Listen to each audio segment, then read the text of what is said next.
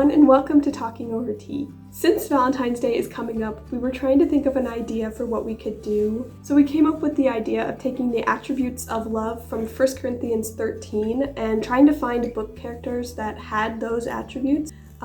So we came up with a list, and we're going to talk about that as we decorate some Valentine's cookies. We're not very good at decorating cookies, and this is only our second time doing them with royal icing, so they probably won't turn out very good, but we thought it would be fun to do that as we talked. So we've got a bunch of royal icing in some bags, and we bought some sprinkles, some Valentine sprinkles, so we're gonna get started on decorating. So we're not saying that these characters are perfect or that they always do these attributes, but we just thought they were good examples. And though the characters can be examples to us, we're not saying that they are the ultimate example or who we should be looking up to follow.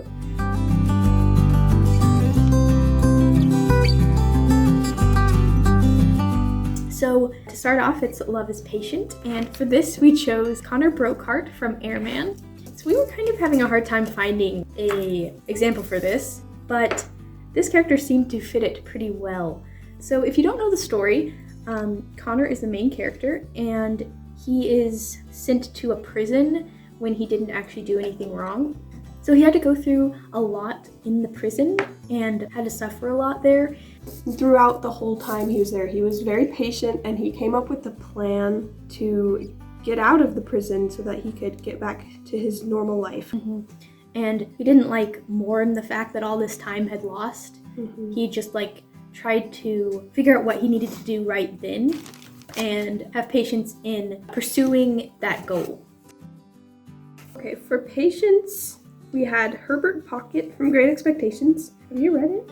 Yes, that was the first Charles Dickens book I ever read. Oh, okay.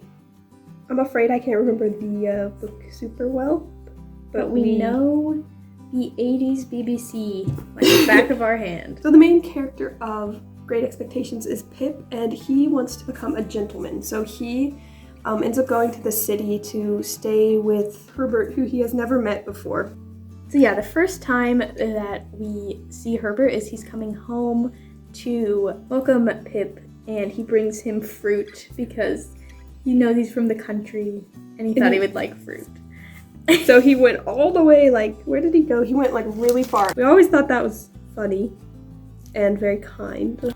And throughout the whole book, Herbert just treats Pip really nicely, even when Pip doesn't treat him very well. And he teaches him how to be a gentleman, and he's not just polite and just nice for being nice. Yeah, but he also helps him and tells him when he's doing things wrong and when he's being dumb. Just most of the time. So next we have Doesnt Envy.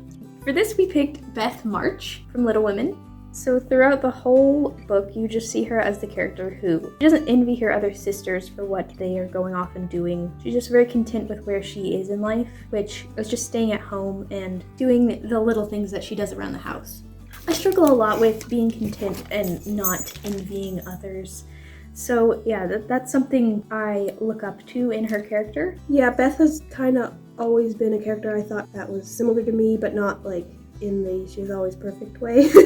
Just that she's kind of quiet and she likes where she is. So next we have Doesnt Boast, and we chose The Scarlet Pimpernel from The Scarlet Pimpernel. This is a book that we both really like, and I'm not really sure why. Why do we like it so much? Fun. Adventurous. I always really liked the character of the Scarlet Pimpernel, and it probably is because he just did the right thing, and he didn't tell anyone that he did. So he was not boastful and didn't want to go shouting out all the things that he did. Especially nowadays, that is kind of a quality that's lacking because it's so easy to just tell everyone what you're doing and stuff. Like us, our cookies. Our beautiful cookies. So yeah, I think that's a very good quality to have, and he shows that quality really well. Next we have Not Arrogant, and for this we chose Matthew Cuthbert from Anne of Green Gables. I always saw him as the very timid, humble character who was kind of in his sister's shadow a little bit.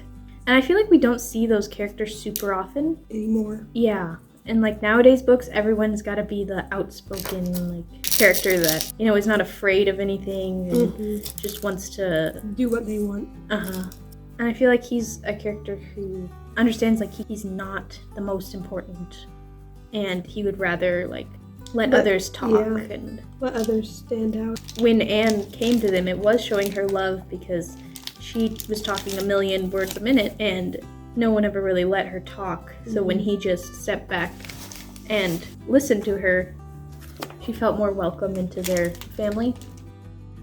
Next is Not Rude, and we chose Cinderella. And you have to talk about this because I haven't read this book. So we were having a bit of a hard time finding a character for this one. So I have only read one Cinderella retelling, I guess, and that was the Modern Cinderella by Louisa May Alcott. Yeah, and I feel like that is a very strong attribute of her character. So in the one that I read, the stepsisters weren't like super mean or hated her, but they did neglect their work a lot. But she was always still very nice to them, and she didn't say a lot of things she could have said that would have been true. So next we have It Doesn't Insist on Their Own Way. So for this we chose Mercy Wood from The Witch of Blackbird Pond. So this story follows two sisters, and then I think it's their cousin that comes to stay with them. It's set in Puritan England? Yeah, I think.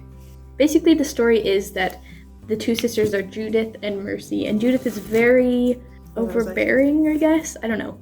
She just, she kind of really wants her own way. She's not like super mean or anything. Yeah, she just kind of expects everyone to want what she wants for herself. Judith really wants to marry this guy, John Holbrook, and Mercy also wants to marry him, but she she never says anything about it to her sister. She doesn't want to ruin her sister's She wants the best happiness. for her sister. So even if that means her sacrificing what she wants, she'll do it for her sister. And she never gets mad that her sister doesn't consider what she wants. Yeah, so she doesn't insist on her own way. So she wanted the best for her sister, and even when that went against her wishes, she was still going to do it. Next we have Not Irritable, and we chose Mr. Bingley from Pride and Prejudice. So again, we're kind of going off of the BBC miniseries for Mr. Bingley, but it is very true to the book. I would say he's very much seen as the contrast to Mr. Darcy, who is he's not a very likable person.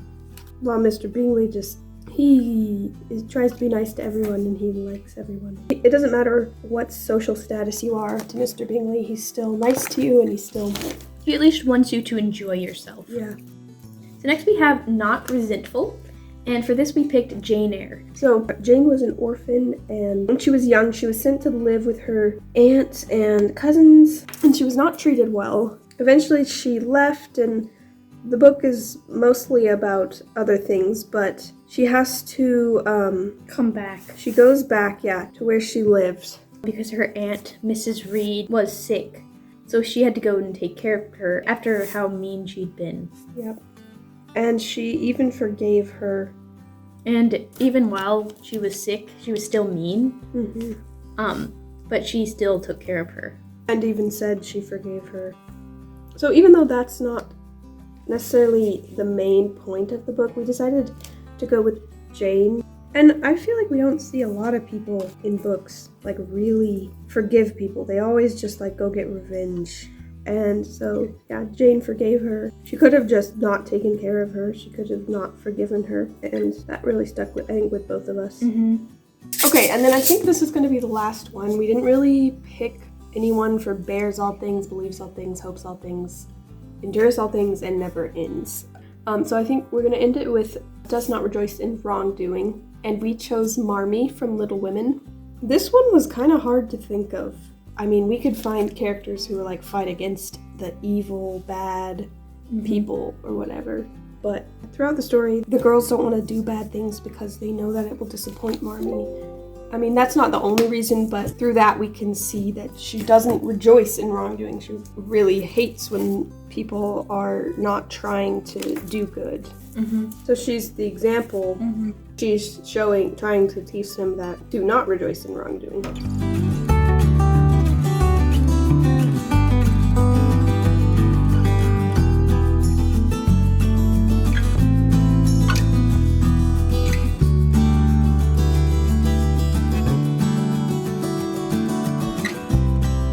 1 Corinthians 13 verses are how we are supposed to love as Christians. Yeah, we just wanted to find some characters who had those attributes to try to remind us to be like Jesus. He's the ultimate example.